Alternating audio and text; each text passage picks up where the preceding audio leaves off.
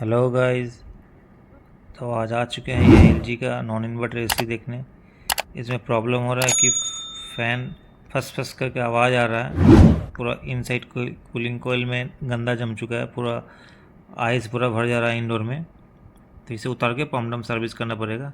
तो चलिए, एसी का ग्रिल खुल चुका है, गैस भी रिस्टोर हो चुका है।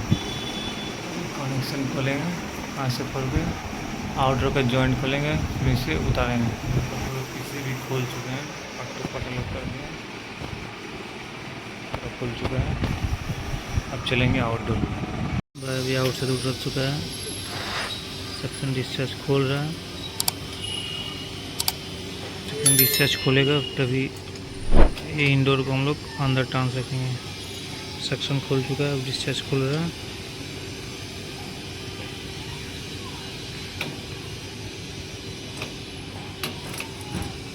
डिस्चार्ज भी खुल चुका है।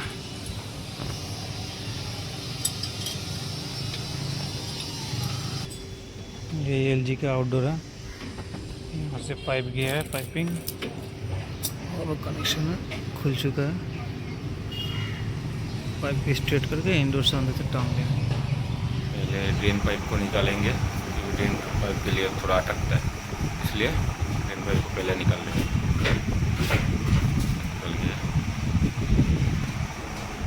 हाँ हाँ, अभी हमें पूरा निकाल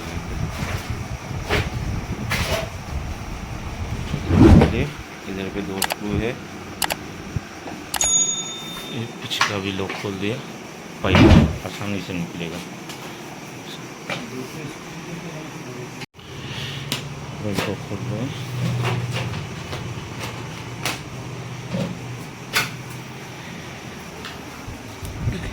कितना गंदगी बना है, गंदा पूरा काला काला। ये देखिए ड्रेन पाइप का क्या हाल है।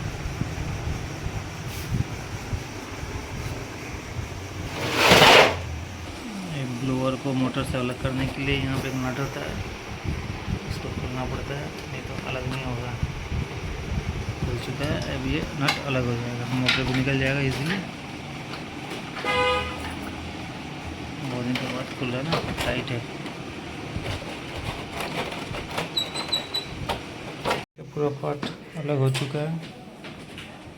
ये मोटर खुल नहीं रहा है क्योंकि बहुत पुराना मशीन है, पर जंग लग गया स्लैब में, इसलिए ऐसी सर्विसिंग होगा। मोटर को प्लास्टिक से अच्छी तरह से गार्ड कर दिया। पूरा पार्ट यहाँ पे वॉश होगा इस बाथरूम में। अपना ब्रेक पंप मशीन है, भी वॉश करेगा। तो चलिए हर एक पार्ट्स को वॉश कर लिया जाए। हम लोग वॉश चालू हो गया है। ये बेस प्लेट है, ये आपका इंडोर का कूलिंग कॉइल है। ये नॉर्मल वॉश करने से ठीक से नहीं जाएगा गंदगी, तो इसमें हम लोग ब्राइट कॉइल केमिकल जो होता है वो पूरा कॉइल में इनसाइड आउटसाइड पूरा दे दिए हैं। देने के बाद 10-15 मिनट वेट करेंगे, ये पूरा झाग में बदल जाएगा। उसके बाद से जो गंदा होता है वो नरम हो जाता है। इसके बाद जेट मारेंगे ना, तो इसके बाद पूरा गंदगी इसका पूरा बाहर निकल आएगा। मिनिमम 10-15 मिनट छोड़ना ही पड़ेगा आपको, तभी ये फुल तरह क्लीन होगा। क्लीन करने के लिए बहुत समय लगता है, 10-15 मिनट आराम से इसमें पानी से वॉश करना पड़ेगा इधर उधर करके। तो अभी ये मोटर खोल नहीं पाए क्योंकि जंग लग चुका था। इस स्लैब में पूरा जंग लग चुका है, ये मोटर खुल नहीं रहा था, इसीलिए मोटर को प्लास्टिक से गार्ड करके इसको वॉश किया जा रहा है। ऐसे भी वॉश हो जाएगा, पर प्रॉब्लम होगा, पर वॉश हो जाएगा।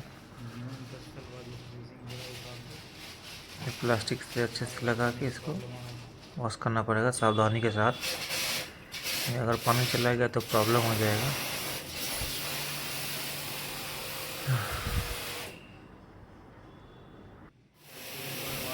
चलिए अब इंडोर को वॉश करेंगे, अच्छी तरह से वॉश करेंगे, क्योंकि इसमें केमिकल दिया हुआ है और मैला भी बहुत है।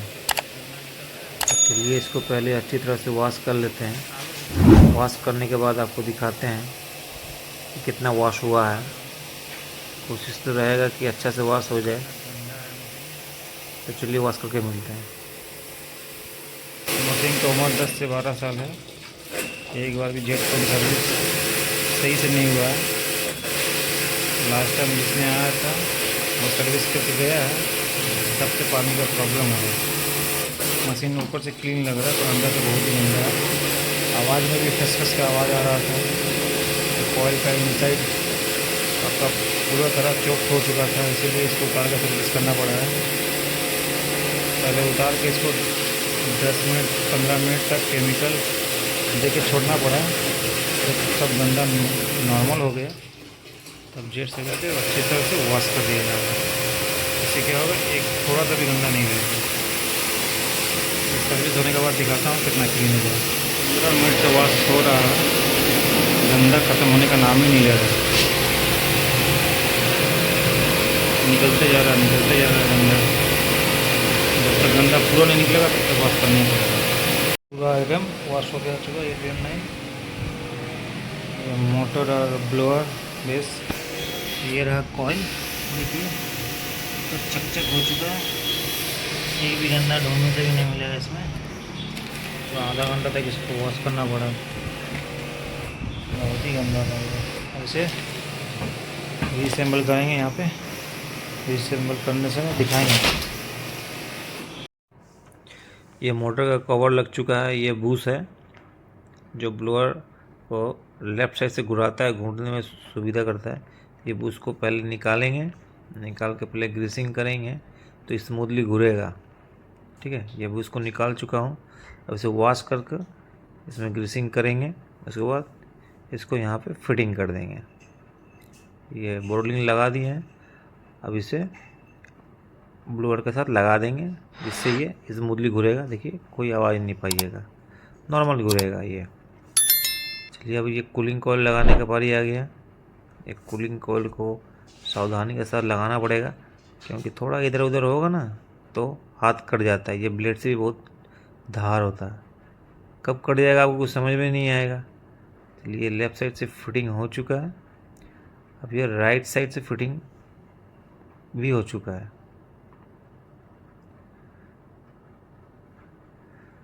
ये जो इंडोर का जो कॉपर पाइप है ना, इसे अच्छी तरह से रैपिंग कर देंगे, क्योंकि ये रैपिंग करना बहुत अच्छा बात है, क्योंकि पानी स्वेटिंग जब होता है ना तो वो अंदर आता है।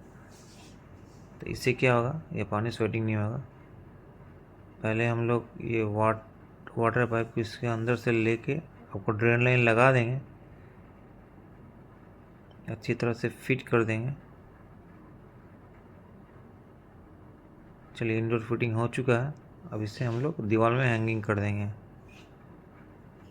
चलिए पाइप को अंदर डाल चुके हैं, अब इसे हैंगिंग ठीक से कर देंगे, जिससे अपना इंडोर अच्छी तरह से बैठ जाए।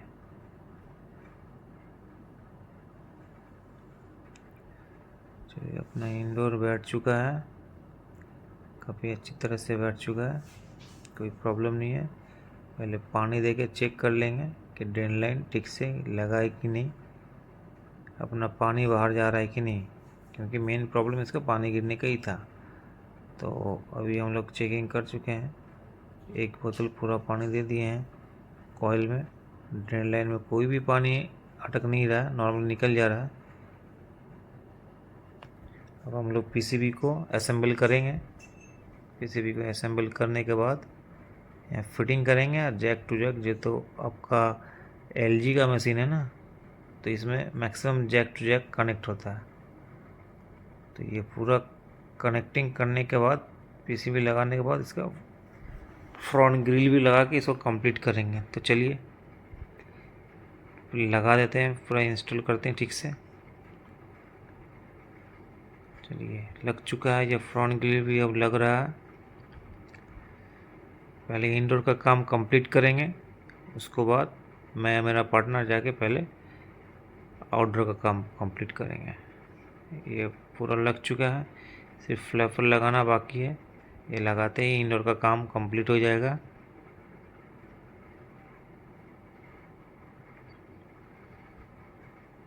तो चलिए आउटडोर चलते हैं। अपना पार्टनर आउटडोर आउट से तो उतर रहा है, थोड़ा डरा हुआ है, क्योंकि सनसेट बहुत ही नीचे है।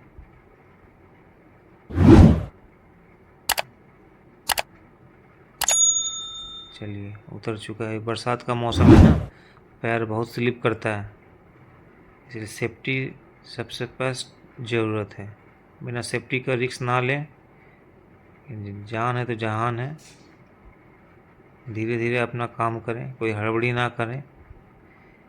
पोजीशन थोड़ा ख़राब है, फिर भी हो जाएगा। तो यहाँ पे पहले आपका सक्शन और डिस्चार्ज लाइन को क्लीन करेंगे। क्लीन करने के बाद सक्शन लाइन और डिस्चार्ज लाइन को इंडोर कूलिंग कॉइल के लाइन से कनेक्ट करेंगे। तो चलिए पहले पाइप को फिटिंग कर लिया जाए। सक्शन लाइन कंप्लीट हो चुका है, अब डिस्चार्ज लाइन को कनेक्ट किया जा रहा है।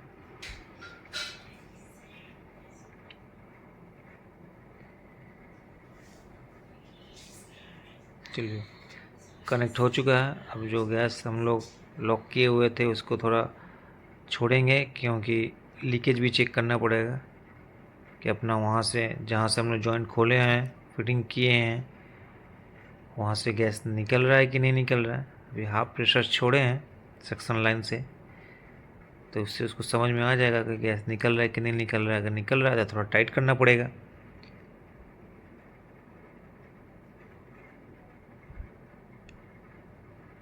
अभी सही है, भाई ने बोला पूरा प्रेशर छोड़ दो। चलिए सक्शन का पूरा गैस छोड़ दिए हैं।